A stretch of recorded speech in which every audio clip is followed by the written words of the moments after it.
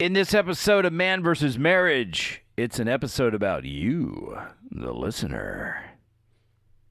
The podcast. How good do you want your life to be? It's truly about becoming the best version of yourself that's possible. This is Man vs. Marriage. The podcast. Welcome back to another episode of Man vs. Marriage. Quincy Moran, Jeannie Moran, in the Moran family studio, here to serve you, your family, and your life, because that's what we do. Right, honey? Sure. Yeah. Yeah, that's what we do. We're here for you. We are here for you.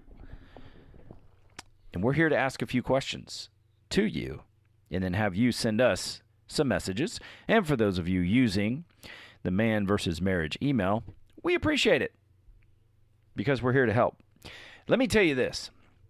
If you email Quincy Moran and you don't get the answer you're looking for, I will give you your money back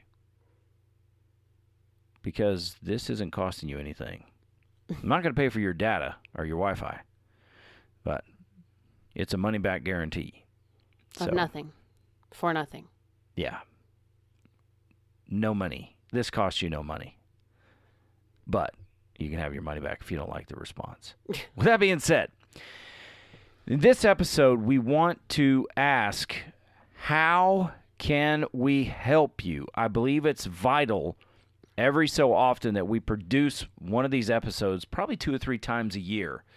And we can talk about how we have helped some other couples.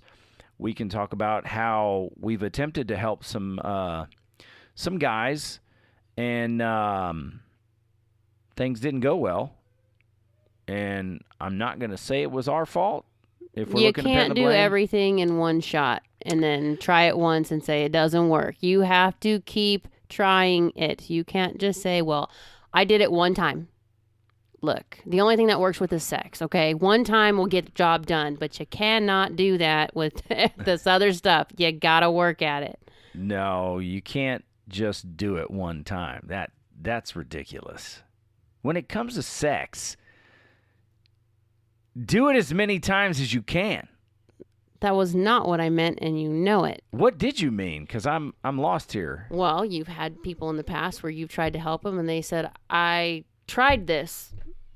You said try this and this would fix it. I tried it. It didn't work. They only tried once. They didn't go back and try to bring up the conversation again, or, like filling up the love tank or finding out the love language, and continue to do these things because you have to establish a pattern of trust. You can't just do it one time and say, well, she was pissed. She didn't like it. It didn't work. Yeah, and, early on in those shows, and maybe I need to go back. Well, I think generally when we do the instructional shows that have to do with how to communicate and whatnot, I believe I still give the disclaimer that you can't really try all this stuff at one time and try it once and think it's going to work because you've spent years building your marriage into what it is today. No matter what it looks like, you've spent years. Whether you've done these things on purpose or not. Pattern is established. So there are, as of late, one of our listeners as of late, Jay, I'm only going to say the first letter of his name, Jack. Jay. Jack and Jill. Oh, yeah. I thought you actually said the guy's name. And I was like, yeah, idiot. I said Jack and Jill. I know, but I was almost about to swear. You would never. I would sometimes about some things, but I was like, did she? And then I realized you said Jack, and we always refer to our people as Jacks and Jills. Anyway, this particular Jack, whose first initial is J, and his wife's first initial is C, even though she's Jack and Jill. You're doing a great job, bro. Just listen. You're doing a great job. And why do I say that? Let me go off on a tangent real quick. I say that because of a W, a word that begins with W. Can you guess? You can't guess, can you? That means you need this conversation as much as everybody else. So let me opine. The word is W, and the W word is willingness. You are willing to make changes. You're willing to do something different. You're willing to grow and stretch yourself and make yourself uncomfortable. In this particular Jack and Jill, they're trying. Yeah. They're working. He brought her to the show and had her listen to it, and then had her go through the emails that we had written, and that seemed to make a huge difference. Now, by no means are we like trying to come in and counsel everybody's marriage or anything like that. It's just simply that we're there to talk to. We are giving you our experience and what we've learned and what's helped us. And people come up against some of the same things that we've come up against. And it just helps to have somebody to talk to and say, hey, this is what's going on. I heard you say that you guys dealt with this. I'm just trying to get somebody else's insight on how I can change this, or what can I do to make the situation better, or, they might be going through something that we've gone through with our kids and wondering how we navigated through it. We don't have all the answers. We just have our experience. True. And in this particular case, I can't necessarily make the claim that it made a huge difference. What I can say is that it offered a certain level of perspective that they didn't have before. Mm-hmm. Because there's something unique about taking your situation and then listening to it from an outside perspective. It can truly, truly help you. How do I know that? Because Jeannie and I have talked about our situation on these microphones and been open and honest and argued and kind of poured our heart out. And then I myself will go back and listen to the show. And I can learn things from us because I am now outside of the situation. Mm-hmm. And I have a saying, and if you've heard it lately, I'm going to say it again. It's hard to see the picture when you're standing in the frame. You have to step outside of your situation in order to get a different perspective on what is happening. So when you send your side of the story, and Jeannie and I get an opportunity to talk about it, we will go back and forth with you. We will do our best to check in and see how things are going. We'll do our best to encourage you. If you're trying things like in this particular email, he did something that I didn't suggest in the email, but it was in a former episode. Mm-hmm. And I'm like, that's a freaking great idea. I'm glad you did that. So while it may not, everything is progressive as well. It's steps. Take baby steps. Don't lose hope. Because as long as you are both willing, then you can make the progress. Jeannie and I came about 12 years ago. We came from a very low place. And it's not because we intentionally, although if you're not doing something on purpose, there's intention behind it. We didn't set out to sabotage our relationship. Life kicked us in the crack. I mean, it was hard. But life is not easy for everybody. What we did do was we made a decision that we committed to one another, we made vows, and that we wanted this to work. And we had to go back, actually, and remember, at one point, when we got married, we actually did really love and like each other. So that is somewhere in there. So it takes time. It takes time to go back and look. We aren't marriage counselors. We don't have that kind of street cred. All we have is like 20, going on 23 years of experience, 10 of which were very difficult because of extenuating circumstances. And then 13, going on 13 of which, this side of the journey, we've decided to do something on purpose and work through these deeply held wounds that we had, the resentments that we had, the expectations that went unmet, the lack of communication we had, maybe in some areas the selfishness that we had. We decided to start working through those, and we by no means are perfect human beings, but what we can do that's very, very, very powerful is offer you a fresh set of eyes on your situation and help you see it from a different perspective. The view on the ground is a lot different than the view at 10 feet in the air. Mm-hmm. The view at 10 feet in the air is a lot different at the view at 100 feet in the air. The view at 100 feet is nothing compared to the view at 10,000 feet, and so on and so forth. And there's a certain strength in seeing things from a different perspective, from a neutral party. We don't have a dog in the fight, save we want your marriage to work. We want it to thrive. We want your sex life to grow. We want your intimacy to develop. We want your relationship to grow stronger and stronger and stronger, so that it can be the absolute best version of that relationship as possible, so that you as a human being can develop, so that you don't stay stagnant, so that you don't start taking steps backwards.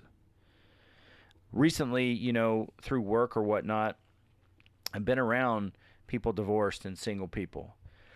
I spend some time, I don't know if it's monthly or weekly or what, just hearing situations and thinking, I'm so glad to be out of the game. Yeah. Dating would be horrible for us right now. With all the opposition it seems to marriage and commitment, and a monogamous relationship, I'm glad to be out of the game. I'm glad that we chose to fight for each other. Mm-hmm.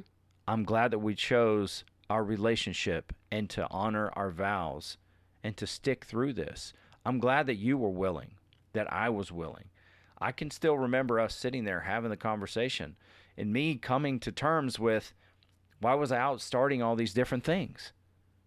Because there was a lack of positive gratification at home. I was words of affirmation, and that need wasn't being met, and feeling like I was held to my job, and I was resenting you because it was always about the insurance.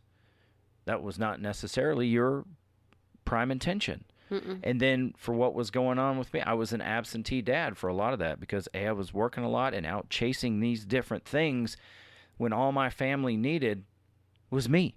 Mm-hmm. I made a bunch of mistakes. You've made mistakes.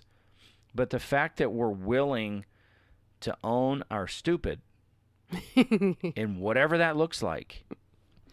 And, I was telling a friend of mine the other day that things truly changed in me, and I believe in our relationship, when I came to terms with, you wouldn't hurt me on purpose. Nope. You just would not do that. There are people you will do that. You will hurt on purpose. But I came to terms in understanding that I'm not one of those people. I'm not somebody you would hurt on purpose. No, those people have earned that. And but you're not one of those people.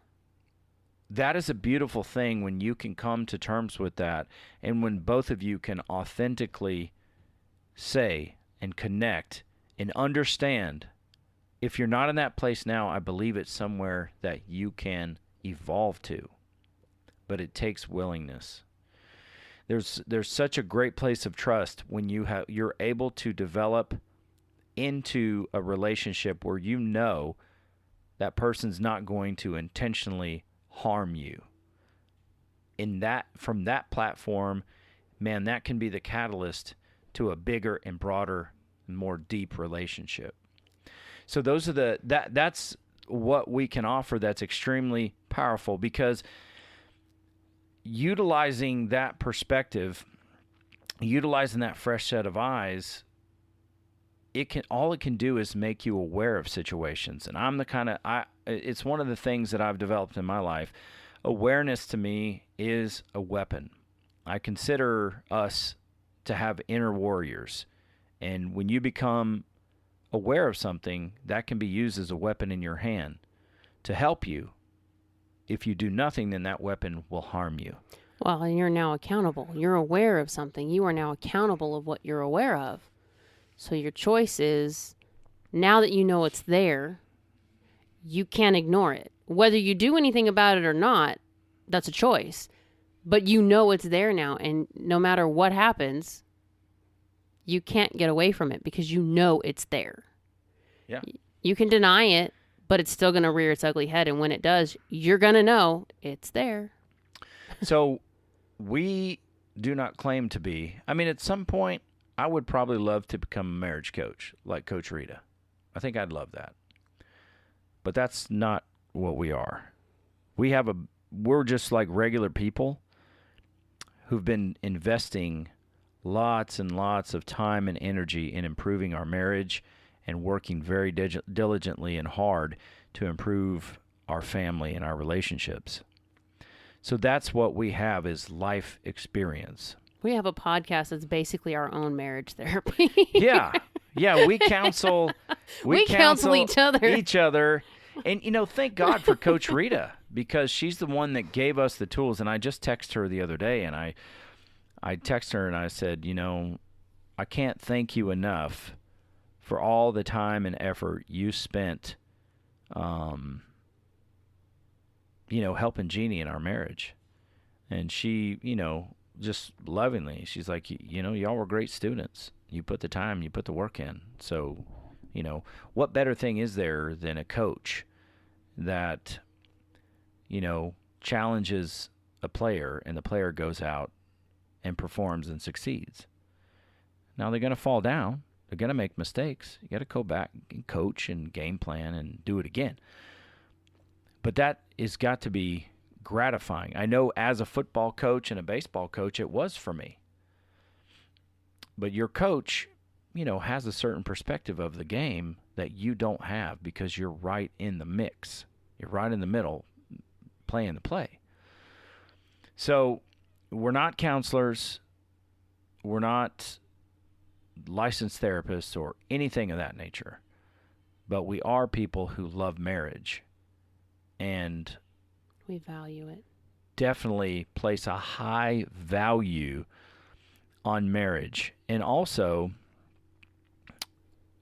we know what it feels like to go through really hard and very lean times emotionally. Mm-hmm. Not just financially, but emotionally. So I believe those things, like a good talk with a really good friend that has your best interest at heart, those types of things we can help you with. So if you're going through something, email us and allow us to give you some perspective in order to help you. What do I get out of this show? We don't have sponsors. We ain't making no money off this. Nobody's paying us, okay? I'm not saying that'll be that forever, but I'm not doing it for that reason. I'm doing this show because I have got to give back for all that was given to me. Yeah. It is a pay it forward passion project for me. And I think it's like if y'all are especially in the South, but if you're a part of the Christian faith, I can only speak about that because I'm a Christian. But when somebody gets, quote, saved, they're on fire for God, if you've ever heard that. If you're in the South, you can relate. You know what I'm talking about. So what happens is they think this newly found faith is the best thing since sliced bread. So they've got to go out and tell everybody about it. And at that point in time, it's like, who wouldn't want this wonderful thing? Well, that's what I thought about this marriage thing. I was like, this is amazing.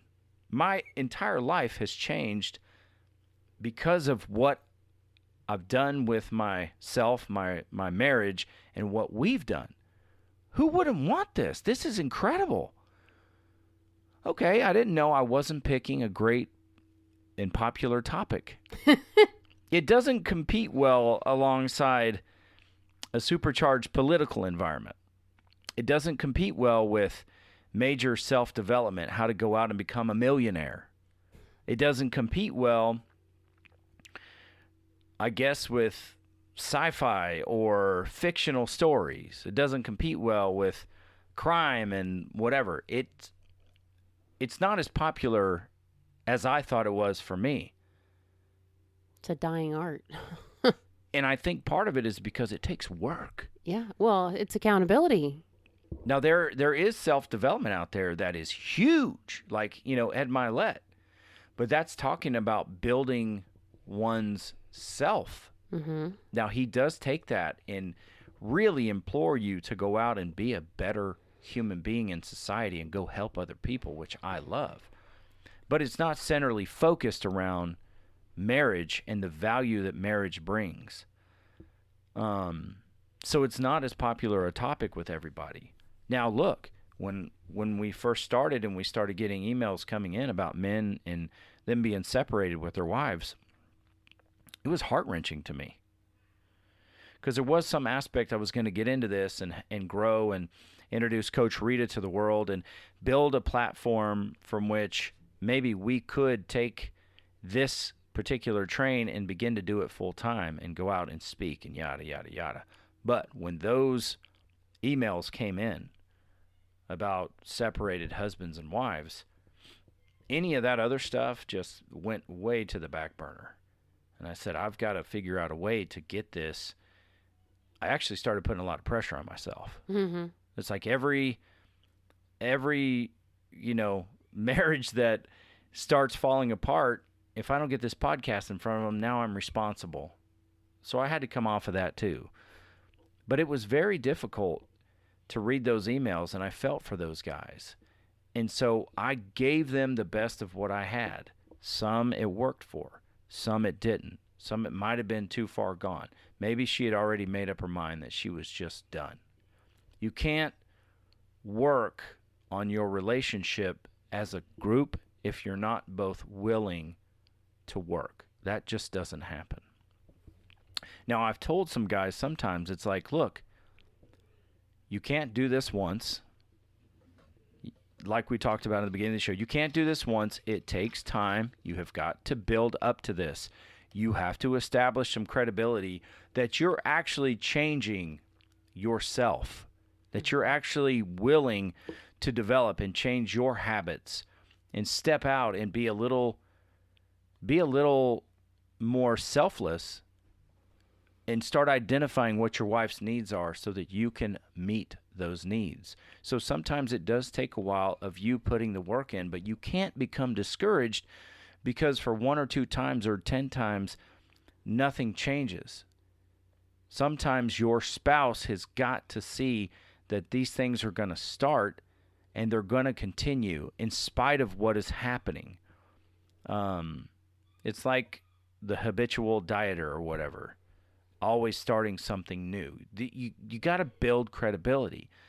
And I believe eventually if there is that string of willingness in your wife's heart, once she sees that these things are changing, she's more apt to open her heart. But chances are she's been burned plenty. Mm-hmm. So who's gonna open up to do that? So do it. Do it in good faith. Do it in good faith that you're investing in what you believe this relationship can be.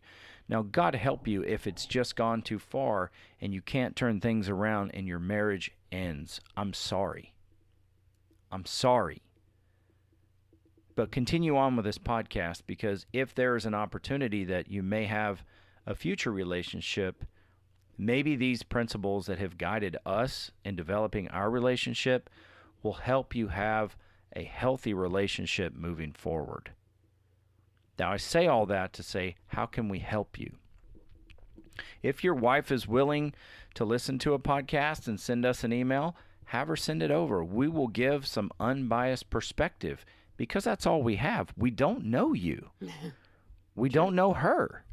We understand when you're emailing us that that's one of 3 sides of the story.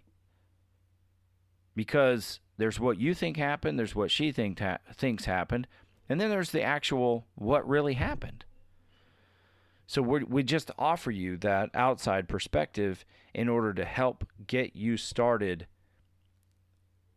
on the road to what your desire is for this relationship.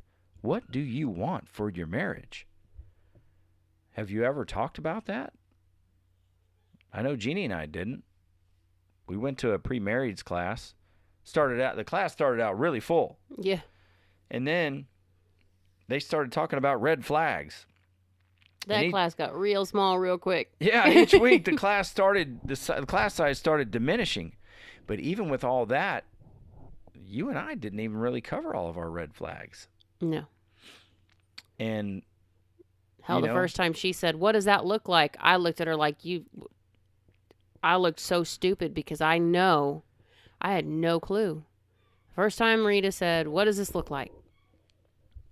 What does your marriage look like to you? If everything was going the way you wanted it to go, what would your marriage look like?" I had no answer because I couldn't see past what we were going through. yeah, it's like, what do you want? What do you deserve? What do you need? Famous question. Jeannie, what do you need? I don't know. I just know that what we have isn't working. But what do you need? I don't know. I became independent. I learned how to do things for myself and rely on myself. And as long as I was relying on myself, I was shutting you out. Not intentional. It's just how it worked out. And having her come back and say, okay, so what do you need him to do so you don't have to rely on yourself? It's strange, but until someone puts those questions to you, you really don't know. Yeah, and you may not even know where to start to figure it out. I didn't. I had to have her help me. And it was like pulling teeth because I'm not a very forthcoming person in the beginning. Yeah. Well, the fact is that you did it and you kept doing it. I'm still doing it. And I still have her voice in my head even if I haven't talked to her in months. That's the value. I'm doing something and it's, did you die? No. Okay, so then why are we discussing this? Never mind. You know? That's the value in having a great coach, is that those words are there to challenge you. They make that type of an impression. When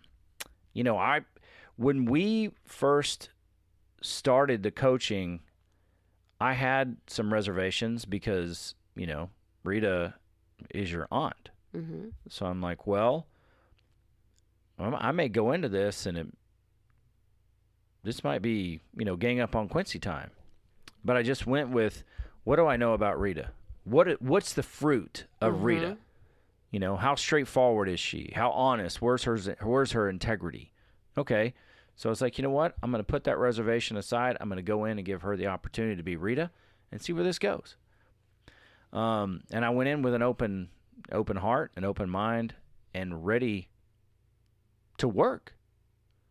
So, we went in there and it was like, up front, this is me. I'm always going to try to say the right thing because it's what I want to say. It's who I want to be. So be advised of that. That if what I'm saying sounds nice and packaged, challenge me on it to make sure that I'm not just saying what you want to hear, because sometimes I will do that.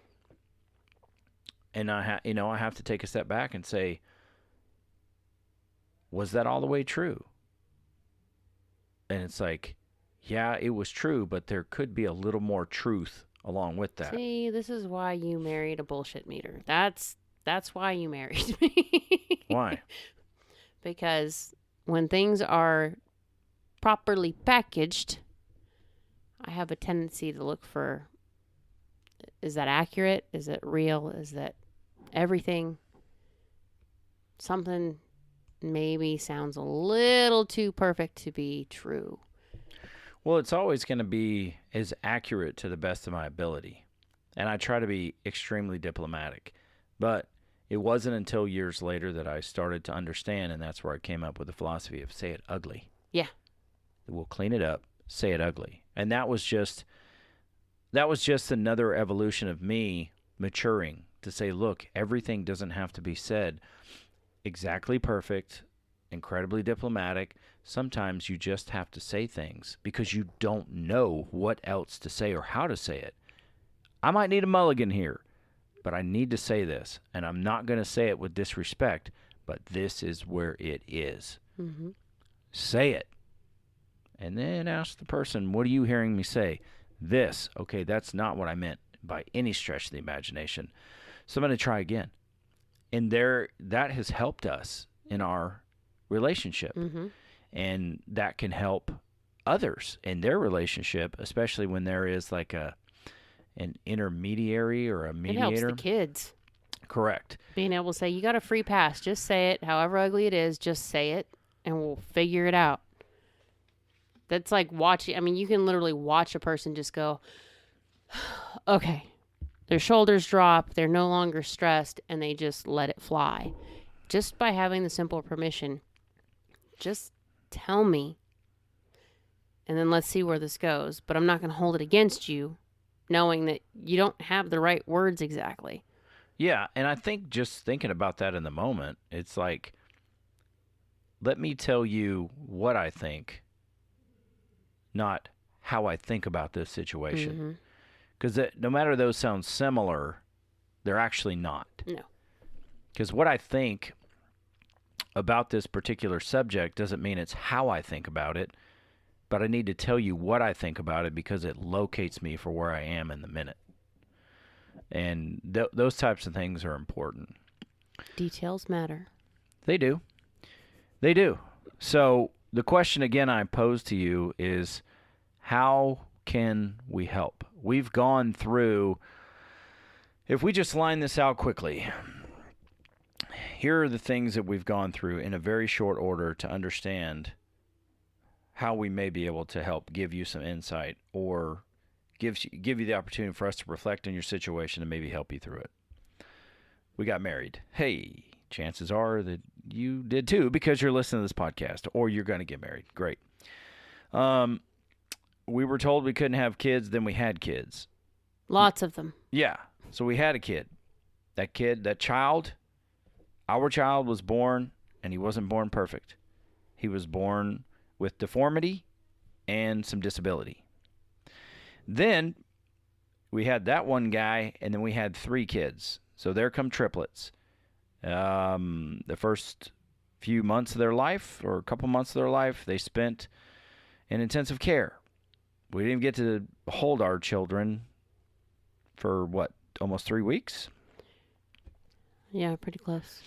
Born December the 9th. We got to hold them on Christmas Eve. Christmas Eve. And that was bending the rules. We weren't supposed to be allowed to hold them, but Kids need quality care. Okay, so then after that, we go from a family of 3 to a family of 6 in no time at all. Then we have another baby. She's good. We had a baby. It's a boy. it's a girl. Right. And then we had twins. And those twins spent at least the first month of their life in intensive care. Mm-hmm. Then we had our final baby. Now, throughout the time of these happenings, there were medical emergencies. There were medical emergencies. There were brain surgery. There were medical emergencies. There were seizures. There were medical emergencies. Flatlines. There was a flat line. There were medical emergencies, and so on and so forth. And then Financial duress. there was financial duress, which is common, I think, in marriage and, young parents. And then we found out that our kids were sexually abused by babysitters.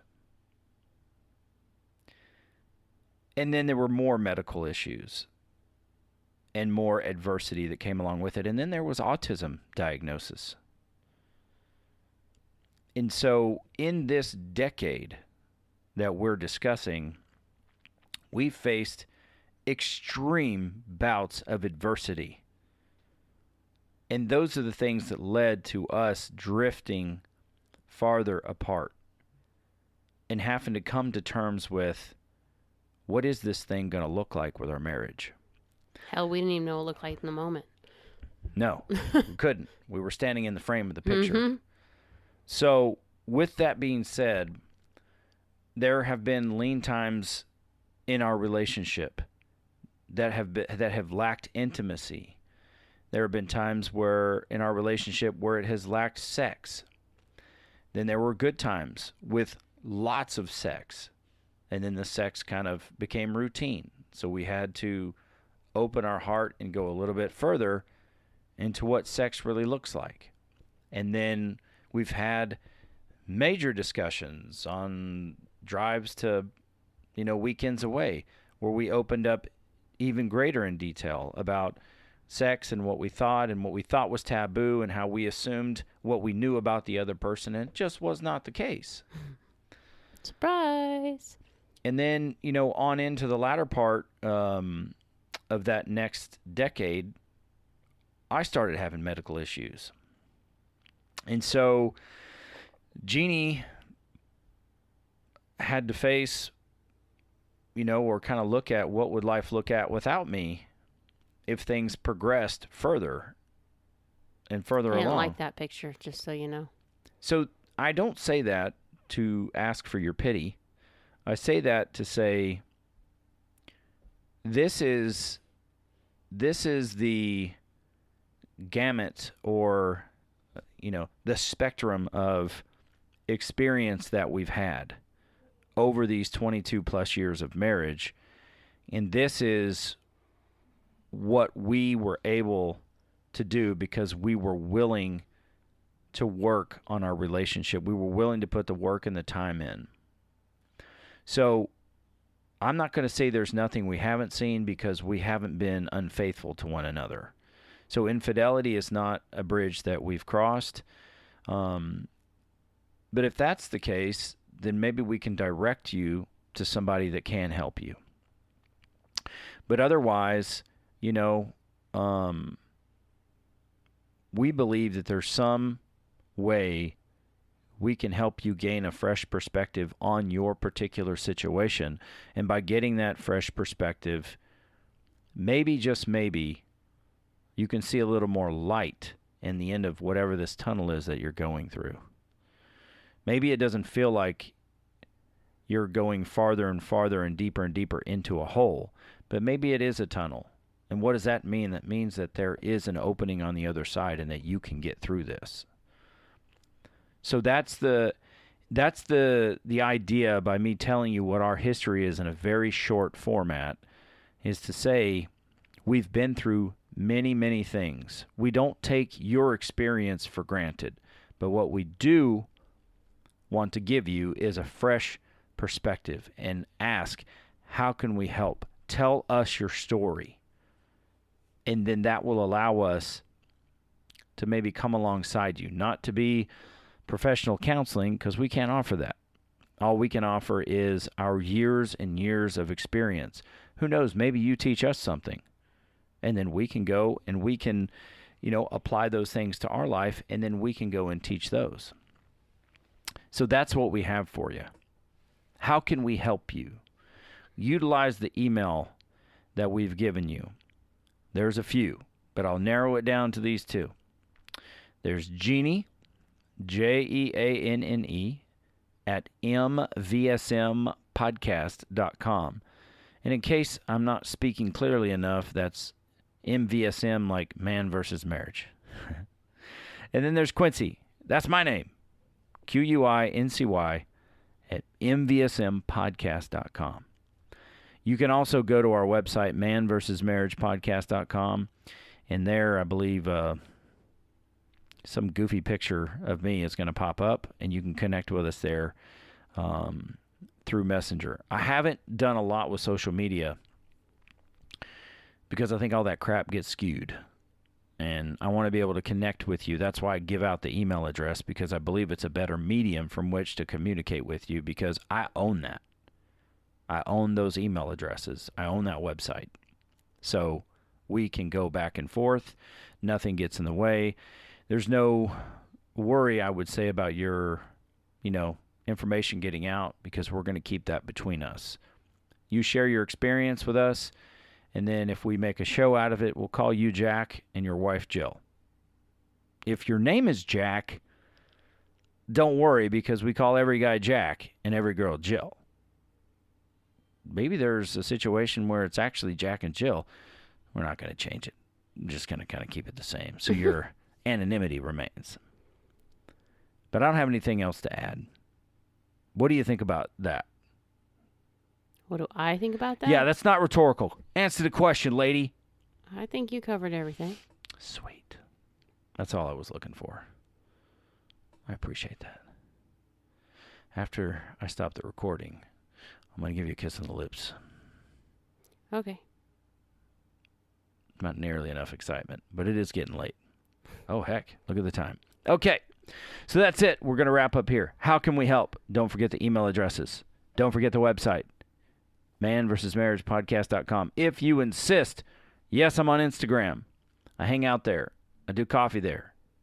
I show you about beef and life with kids. Quincy_Moran_. It's there. There is a Man versus Marriage Instagram page. Go follow that if you want to. I'll consider at some point firing that up. But as you'll see in the detail, go follow me on my personal page if that's what you like to do. I don't do a ton of marriage tips there. I've done some of that, and it's gone okay. But anyway, this is Man versus Marriage. The podcast. How good do you want your life to be? You gotta live on purpose, for a purpose. It's truly about becoming the best version of yourself that's possible. This is Man vs. Marriage, the podcast.